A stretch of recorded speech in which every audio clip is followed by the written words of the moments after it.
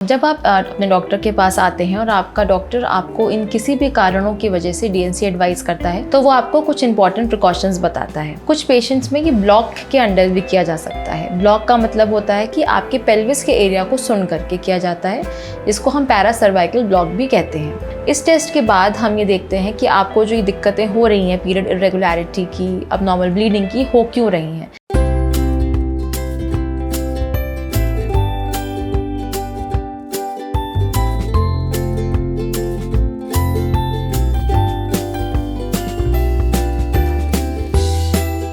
Hello everyone, this is doctor Pragya Gupta, consultant obstetrician and gynaecologist. आज हम discuss करेंगे DNC के बारे में, यानी डायलेशन एंड क्यूरेटाज के बारे में। डायलेशन एंड क्यूरेटाज क्या होता है? जब आपकी यूट्रस को हम डायलेट करते हैं, यानी कि सर्विक्स यानी यूट्रस के मुंह को हम डायलेट करते हैं by the help of dilators, और अंदर हम एक इंस्ट्रूमेंट जिसको हम क्यूरेटाज कहते हैं उसको इंसर्ट करके यूट्रस की लाइनिंग को एक्सट्रैक्ट करते हैं, तब हम उसको डायलेशन एंड क्यूरेटाज कहते हैं। इसको कब कब किया जा सकता है, इसके करने के कारण क्या है? या तो अगर जो पेशेंट है या लेडी है उसको अबनॉर्मल यूट्राइन ब्लीडिंग हो रही हो, यानी पीरियड में प्रॉब्लम आ रही हो, पीरियड हैवी हो रहे हो, बार बार पीरियड्स हो रहे हो, या फिर अगर उस पेशेंट का अबॉर्शन हो चुका हो, स्टिल ब्लीडिंग कंटिन्यू चल रही हो, यानी कि अबॉर्शन कंप्लीट ना हुआ हो। अगर डिलीवरी हो चुकी है एक महिला की और उसके बाद भी उसकी ब्लीडिंग बंद नहीं हो रही है, तो इन सब कारणों को जानने के लिए हम डायलेशन एंड क्यूरेटाज करते हैं। जब आप अपने डॉक्टर के पास आते हैं और आपका डॉक्टर आपको इन किसी भी कारणों की वजह से डीएनसी एडवाइस करता है तो वो आपको कुछ इंपॉर्टेंट प्रिकॉशंस बताता है। जब भी ये प्रोसीजर किया जाता है, ये माइनर प्रोसीजर है जो एक हल्की बेहोशी में किया जाता है, यानी सेडेशन में किया जाता है, या हम उसको शॉर्ट जीए भी कह सकते हैं। कुछ पेशेंट्स में ये ब्लॉक के अंडर भी किया जा सकता है। ब्लॉक का मतलब होता है कि आपके पेल्विस के एरिया को सुन करके किया जाता है, जिसको हम पैरासर्वाइकल ब्लॉक भी कहते हैं। इस प्रोसीजर में महिला को लिटाया जाता है, लिथोटमी पोजीशन बनाई जाती है, महिला को बेहोश किया जाता है। महिला का जो यूट्रस का मुंह होता है, जिसको हम सर्विक्स कहते हैं, उसको हम डायलेट करते हैं with the help of dilators. हमारे पास कुछ सीरियल डायलेटर्स होते हैं, उसकी मदद से हम उसके मुंह को खोलते हैं। मुंह को खोलने के बाद हम एक इंस्ट्रूमेंट यूज़ करते हैं जिसको हम क्यूरेट बोलते हैं। उस क्यूरेट के दो एंड्स होते हैं, एक शार्प एंड होता है और एक ब्लंट एंड होता है। अगर आपकी डीएनसी किसी अबनॉर्मल यूट्राइन ब्लीडिंग के कारण या पीरियड इरेगुलरिटी के कारण हो रही है या हैवी ब्लीडिंग के कारण हो रही है, तो हम ब्लंट और शार्प क्यूरेट का इस्तेमाल करते हैं। इससे हम आपकी जो यूट्रस की चारों दीवारें होती हैं, जो एरियाज़ होते हैं, उन सब में से लाइनिंग एक्सट्रैक्ट करते हैं और उसी लाइनिंग को हम सॉल्यूशन में डाल के उस लाइनिंग को माइक्रोस्कोप के अंदर एग्जामिन करते हैं। इस टेस्ट को हिस्टोपैथोलॉजिकल एनालिसिस कहते हैं। इस टेस्ट के बाद हम ये देखते हैं कि आपको जो ये दिक्कतें हो रही हैं पीरियड इरेगुलरिटी की, अबनॉर्मल ब्लीडिंग की, हो क्यों रही हैं। क्या इसका कारण कोई कैंसरस ग्रोथ तो नहीं है या हार्मोनल इरेगुलेशन तो नहीं है। सेकंड जो तरीका होता है इस क्यूरेट को यूज़ करने का, वो होता है सिर्फ ब्लंट एंड का इस्तेमाल करना।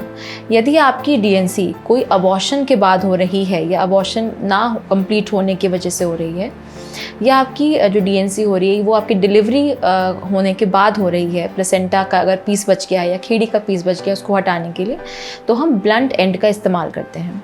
क्योंकि इस टाइम पे आपकी जो यूट्रस होता है या रसौली यूट्रस होता है वो बहुत सॉफ्ट होता है, हम शार्प एंड का इस्तेमाल नहीं करते हैं। क्यूरेट करने के बाद हम इंश्योर करते हैं कि आपकी जो यूट्रस है वो पूरी तरह से इवैक्यूएट हो गया, यानी खाली हो गया है। कोई भी प्लेसेंटल चंक या फीटस का कोई पार्ट ना बचा तो नहीं रह गया है। ये इंश्योर करने के लिए डीएनसी में कुछ और तकनीकों का इस्तेमाल होता है, कुछ और टेक्नोलॉजीज़ का इस्तेमाल होता है। जैसे डीएनसी हम हिस्ट्रोस्कोपिकली भी कर सकते हैं, यानी कि हिस्ट्रोस्कोपिक दूरबीन होता है, इसके मदद से की जा सकती है। आजकल डीएनसी अल्ट्रासाउंड गाइडेड भी होती हैं, यानी कि अल्ट्रासाउंड के गाइडेंस में हम यूट्रस के अंदर जाते हैं।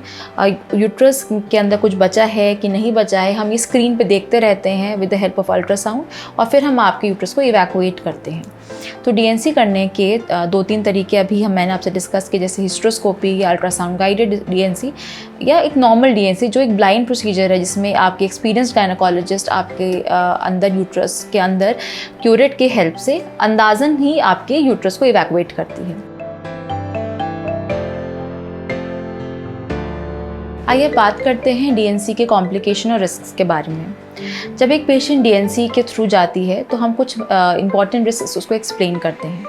सबसे पहला होता है बेहोशी का रिस्क। आपको माइल्ड से बेहोशी ज़रूर दी जाती है, पर उसके भी अपने रिस्क होते हैं। आपको बेहोशी के डॉक्टर उसके बारे में पूरी तरह से जानकारी देते हैं। सेकेंड इम्पॉर्टेंट होता है ब्लीडिंग।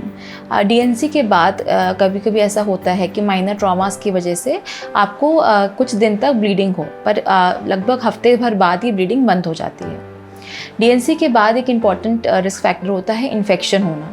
क्योंकि नीचे के रास्ते ये प्रोसीजर होता है, तो हो सकता है कि आगे चल के आपको नीचे के रास्ते वजाइनाइटिस यानी वजाइना में इन्फेक्शन होने के चांसेस बढ़ जाते हैं, जिसकी वजह से गंदा पानी आना या बुखार आने जैसे सिम्टम्स आपको महसूस हो सकते हैं। अगर ऐसा कोई भी सिम्टम आपको कभी भी महसूस होता है तो आपको अपने डॉक्टर को तुरंत ही दिखाना है।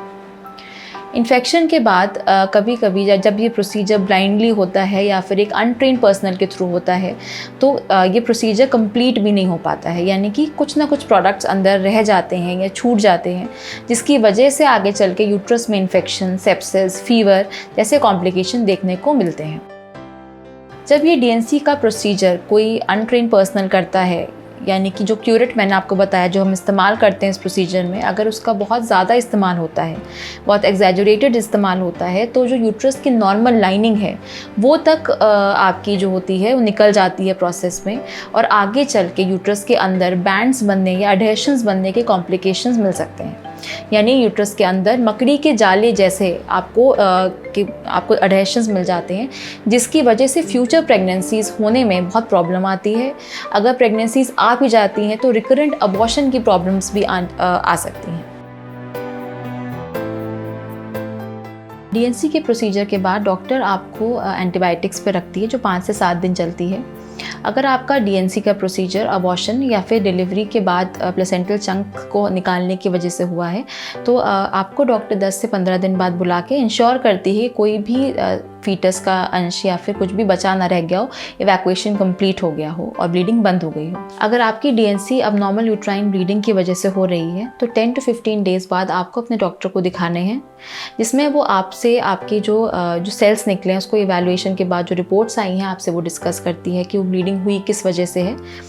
इसके बाद डॉक्टर आपको फ्यूचर के पीरियड्स के बारे में काउंसल करती है, आपको बताती है कि हो सकता है डीएनसी के बाद आपका जो नेक्स्ट पीरियड है वो शिफ्ट हो सकता है, डिले हो सकता है, और नेक्स्ट पीरियड में हो सकता है कि ब्लीडिंग आपकी थोड़ी सी हैवी आए, ऐसा भी संभव है। आई होप आपको ये इन्फॉर्मेशन यूज़फुल लगी हो। इसके रिगार्डिंग अगर आपकी कोई भी क्वेरी हो तो प्लीज़ कमेंट में ज़रूर मेंशन करें। नेक्स्ट एपिसोड में हम एक इम्पॉर्टेंट टॉपिक के साथ आपसे मिलेंगे। Till then stay safe, stay healthy.